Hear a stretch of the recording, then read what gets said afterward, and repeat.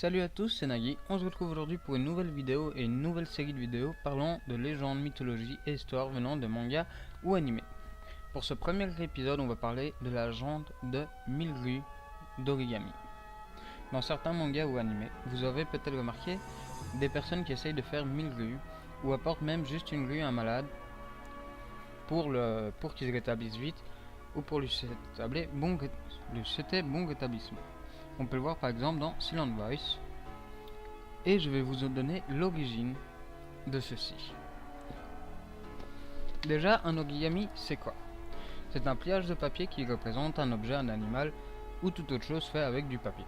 Enfin, et qui existe et qui est fait avec du papier. Ici, on va se concentrer sur celui de la grue et plus particulièrement d'une légende japonaise sur cet origami. Voici la légende. Celui qui pliera 1000 grues en papier aura une année de vie pour chaque grue. Cela veut dire que celui qui arrivera à en plier 1000 verra son vœu de guérison, longévité ou bonheur exaucé. Cela vient du fait que pour les Japonais, la grue est un animal mystique à la longévité de 1000 ans. Parlons maintenant de Senbazuru. Le Senbazuru est selon la tradition constitué de 1000 grues pliées en une année et attachées ensemble. Donc on doit plier 1000 grues en un an et les attacher ensemble.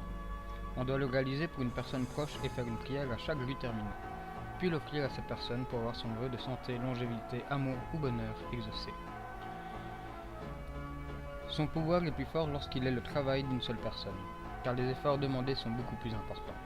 On offre un Senbazuru à une personne malade, depuis Sadako, dont je vous conterai l'histoire très vite, mais également lors d'un mariage ou d'une naissance. Mais quelle que soit la raison, cela reste un très beau cadeau et montre à son destinataire à quel point vous tenez à lui.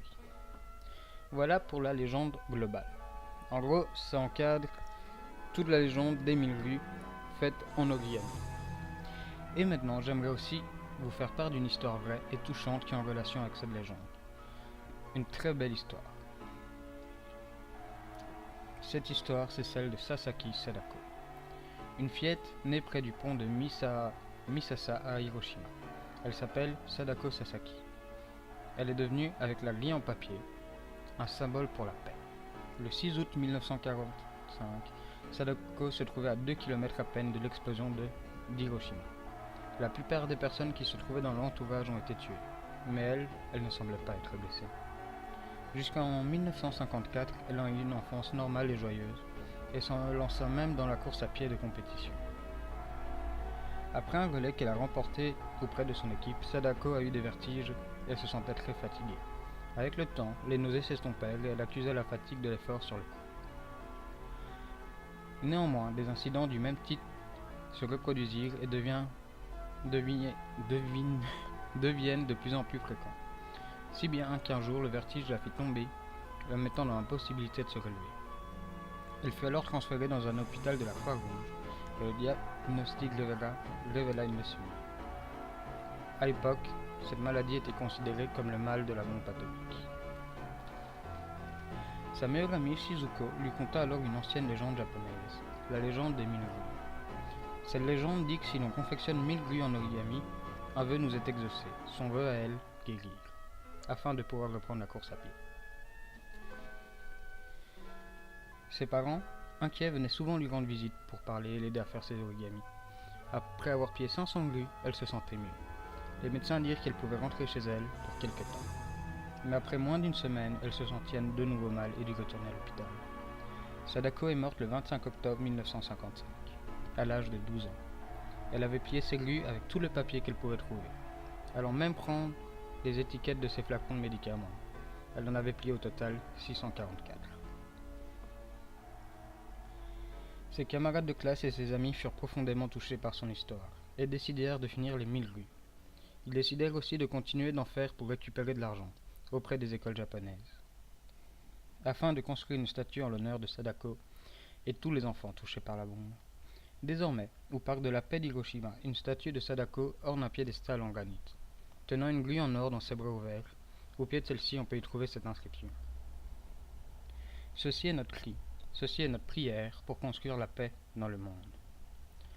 Un haïku est également écrit pour elle. J'écrirai la paix sur tes ailes, et tu voleras de par le monde, pour que plus jamais les enfants ne meurent ainsi. Tous les ans, des enfants du monde entier plient des grues et les envoient à Hiroshima.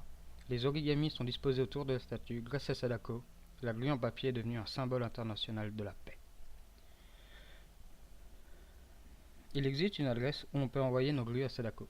Cette adresse, je vais vous la donner, vous pouvez la voir affichée sur votre écran maintenant. Et pour ceux qui savent et qui peuvent le faire, j'aimerais que vous en envoyiez une, et que vous filmiez. Je le ferai également. Et si j'ai suffisamment de vidéos, je ferai une vidéo bonus à celle-là, que je publierai sur la chaîne. Ainsi, il y aura encore plus de grues, et ces tout petits gestes rendront le monde un peu meilleur, ou en tout cas je l'espère. Merci à tous d'avoir visionné cette vidéo. C'était Nagui, et à bientôt.